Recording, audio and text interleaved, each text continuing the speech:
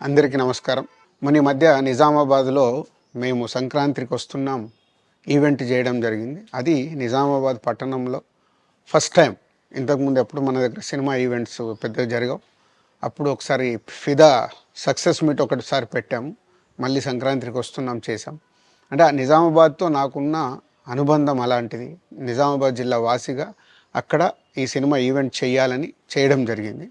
పోతే ఆ ఈవెంట్‌లో నేను మన కల్చర్‌లో ఉండే మన దావత్ గురించి, మటను, తెలగలు గురించి సంబోధించాను. నేను ఆ మాటలల్లో తెలంగాణ వాళ్ళని నేను అవమానించానని, తెలంగాణ మీదని హేళన చేశానని కొంతమంది మిత్రులు కామెంట్స్ చేసి సోషల్ మీడియాలో పెట్టారని తెలిసింది. నా ఉద్దేశం అదే స్పీచ్‌లో లాస్ట్‌లో చెప్పడం జరిగింది.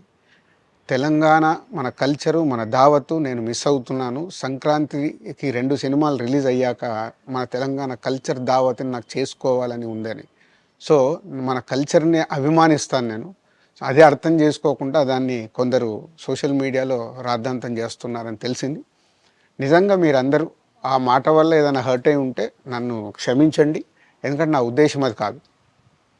ఎందుకు చెప్తున్నానంటే, నేను నిజామాబాద్ జిల్లా బాన్సువాడలో ఫిదా అనే సినిమా షూటింగ్ చేసి ప్రపంచవ్యాప్తంగా ఆ ఫిదా సినిమా ఎంత అప్లాజ్ వచ్చింది, భానుమతి క్యారెక్టర్కి, మన తెలంగాణలో ఉండే కల్చర్కి ఆ సినిమా ఎంత ఒక ఫ్యామిలీ ఎమోషన్స్కి ఎంత విలువ ఇస్తామనేది చెప్పడం జరిగింది ఆ సినిమాలో.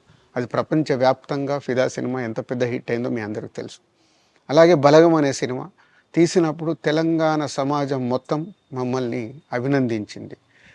తెలంగాణ ప్రజలందరూ ఆ సినిమాను ఆదరించి ఇది మా సినిమా అని గుండెలకు హత్తుకున్నారు. అన్ని రాజకీయ పార్టీలు ఆ సినిమాని అప్రిషియేట్ చేస్తూ మమ్మల్ని ప్రతి ఒక్క స్టేజ్ దగ్గర తీసుకెళ్ళి అభినందించారు అన్ని రాజకీయ పార్టీలు. సో, ఒక తెలంగాణ వాసిగా ఒక తెలంగాణని అభిమానించే నేను తెలంగాణని హేళన చేస్తానని ఎలా అనుకున్నారో నాకు తెలియదు. పోతే దాంట్లో ఏదైనా మీ కమ్యూనికేషన్‌లో తప్పుగా అర్థమైంటే నన్ను క్షమించండి. మీ మనోభావాలు ఆ కొందరు ఎవరైతే దెబ్బతిన్నాయని అనుకుంటున్నారో వాళ్ళందరికీ నా విజ్ఞప్తి, మీ మనోభావాలు దెబ్బతింటే నన్ను క్షమించండి.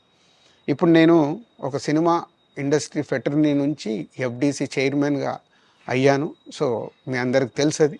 సో, ఇటు సినిమా ఇండస్ట్రీకి, అటు ప్రభుత్వానికి మధ్యలో ఉంటూ సినిమా ఇండస్ట్రీకి అవసరపడ్డట్టుగా నేను అన్ని సహాయ సహకారాలు చేస్తూ ఈ హైదరాబాద్లో హెల్దీ వాతావరణము తెలుగు సినిమాకి, తెలంగాణలో అభివృద్ధి చెందాలనుకునే యువతకి అందరికీ నేను ఉపయోగపడేలాగా ఉండాలి.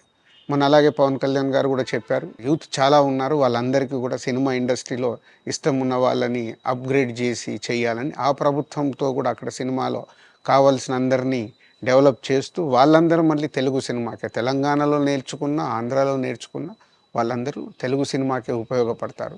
సో, అందరికీ తెలంగాణలో ఉండే అన్ని రాజకీయ పార్టీలకి నా విజ్ఞప్తి, నన్ను రాజకీయాల్లోకి లాగకండి. అలాగే ఎఫ్‌డీసీ అనేది కూడా సినిమాకి ఉపయోగపడేలాంటి అభివృద్ధి పనుల గురించి అవే చేస్తాను తప్పితే అది రాజకీయాలకు సంబంధించింది కాదు. ఎఫ్‌డీసీ కానీ, నేను కానీ సినిమాలకే ఉపయోగపడతాము. ఇది అన్ని రాజకీయ పార్టీలు అర్థం చేసుకొని ఫర్దర్‌గా నన్ను ఇలాంటి అవసరం లేని వీటిలోకి లాగకూడదు అని మీ అందరికీ, అన్ని రాజకీయ పార్టీలకు నా విజ్ఞప్తి.